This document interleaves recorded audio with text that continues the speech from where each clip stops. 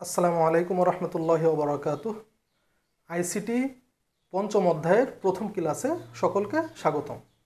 আজকে আমরা এই ক্লাসে কম্পিউটার স্ট্রাকচার মানে কম্পিউটারের গঠন নিয়ে আলোচনা করব। তো এইখানে খেয়াল করো, একটা কম্পিউটার সাধারণত তিনটি উপাদান নিয়ে গঠিত হয়। এখানে প্রথম যেটা সেটা হচ্ছে ইনপুট ডিভাইস। তারপরে এটা মনে করো যে তোমার সিপিইউ, সেন্ট্রাল প্রসেসিং ইউনিট, এই পুরাটা হচ্ছে সিপিইউ। আর একেবারে সর্বশেষ যেটা সেটা হচ্ছে আউটপুট ডিভাইস। এই সিপিইউর মধ্যে সাধারণত বিভিন্ন প্রক্রিয়ার নিয়ন্ত্রণ করা হয়। তারপরে তোমার মেমোরি থেকে ডাটা প্রক্রিয়াকরণ করা হয়, গাণিতিক ও যুক্তিগত অপারেশন সম্পন্ন করা হয়, আর আউটপুট ডিভাইসে ফলাফল পাঠানো হয়। এই পুরা প্রক্রিয়াটা সাধারণত এই সিপিইউ এই ইউনিটের মধ্যে করা হয়। এখন এই সিপিইউর মধ্যে খেয়াল করো, এখানে আবার দুইটা ইউনিট আছে। এই যে এই পুরাটা মিলে হচ্ছে মেমোরি ইউনিট। এই মেমোরি ইউনিটের মধ্যে একটা ইউনিট হচ্ছে রম আর একটা হচ্ছে র্যাম। এইখানে এই যে রমটা আর এই যে র্যাম, এই দুইটা হচ্ছে তোমার, একটা হচ্ছে স্থায়ী মেমোরি। সাধারণত তোমরা সবাই তো মোবাইল ইউজ করো, মোবাইল ফোনের মধ্যে সাধারণ যে মেমোরি, সেই মেমোরি কার্ডটা হচ্ছে কম্পিউটারের ক্ষেত্রে যেমন হার্ড ডিস্ক, তারপরে তোমার পেন ড্রাইভ আছে, এসএসডি, এইগুলা হচ্ছে সব এই রম, এই ডিভাইস। এটা হচ্ছে একটা স্থায়ী মেমোরি। আর র্যাম এটা হচ্ছে অস্থায়ী মেমোরি। এই র্যামকে কি বলা হয়?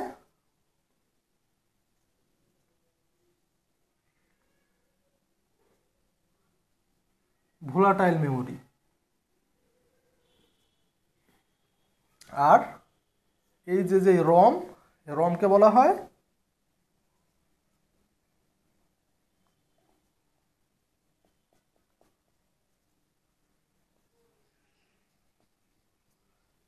Non volatile memory.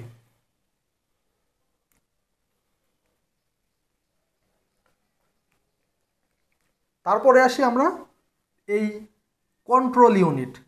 এই কন্ট্রোল ইউনিট আর হচ্ছে অ্যারিথমেটিক লজিক্যাল ইউনিট, এই পুরা টোটাল অংশটা কিন্তু আমাদের প্রসেসরের অংশ। এই প্রসেসরের মধ্যে আর একটা জিনিস থাকে, সেটা হচ্ছে কি রেজিস্টার, তাই না?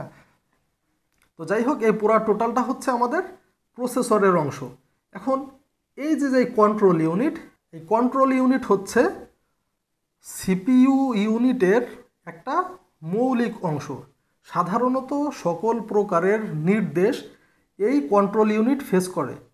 কন্ট্রোল ইউনিট ফেস করার পরে ও ক্যালকুলেশন করে যে এটা কার মাধ্যমে এই সমস্যা বা এই নির্দেশের সমাধান করা যায়। সে অনুযায়ী ও এইখানের থেকে সিপিইউর বিভিন্ন অংশে সিগন্যাল পাঠায়। পরবর্তীতে একটা টোটাল একটা জিনিস ক্যালকুলেশন শেষ হয়ে তারপরে এই আউটপুট ডিভাইসে প্রদর্শন করানো হয়। আর এই যে অ্যারিথমেটিক লজিক্যাল ইউনিট, এটা হচ্ছে সাধারণত তোমার বিভিন্ন প্রকার লজিক সার্কিট নিয়ে গঠিত হয়। এই লজিক সার্কিট নিয়ে গঠিত হওয়া এই যে ইউনিটটা, এই ইউনিটটা বিভিন্ন ধরনের গাণিতিক যত প্রকারের অপারেশন সব কিছু এই ইউনিটের মধ্যে সম্পন্ন করা হয়। অ্যারিথমেটিক লজিক্যাল ইউনিট, এই ইউনিটের মধ্যে যত প্রকার গাণিতিক যত অপারেশন সব কিছু এইখানেই সম্পাদন করা হয়। এখন যখন টোটাল ক্যালকুলেশন শেষ, পরবর্তীতে সেটা আউটপুট ডিভাইসে যায়। আর এই ইনপুট ডিভাইসের মধ্যে যেমন কি থাকে, মনে করো যে কিবোর্ড, মাউস, এগুলো হচ্ছে বিভিন্ন ধরনের ইনপুট ডিভাইস। আর আউটপুট ডিভাইস মনে করো যে মনিটর, তারপরে হচ্ছে প্রিন্টার, হ্যাঁ, এইগুলা হচ্ছে তোমার বিভিন্ন ধরনের আউটপুট ডিভাইস। এখন এই যে কন্ট্রোল ইউনিট, এই কন্ট্রোল ইউনিটকে কিন্তু সংক্ষেপে সিইউ বলা হয়। আর এই যে অ্যারিথমেটিক লজিক্যাল ইউনিট, এই ইউনিটকে বলা হয় হচ্ছে ALU। সাধারণত তুমি যখন কম্পিউটারে কোনো প্রোগ্রাম নিয়ে কাজ করবে তখন হচ্ছে এই যে র্যাম, এই র্যামের জায়গাটা নিয়ে কাজ করা হয়, হ্যাঁ। কিন্তু যখন তুমি তোমার কম্পিউটারটা অফ করে দেবে তখন এই র্যামটা আবার ফাঁকা হয়ে যায়, মানে এই র্যামের মধ্যে কোনো ডাটা সংরক্ষিত থাকে না।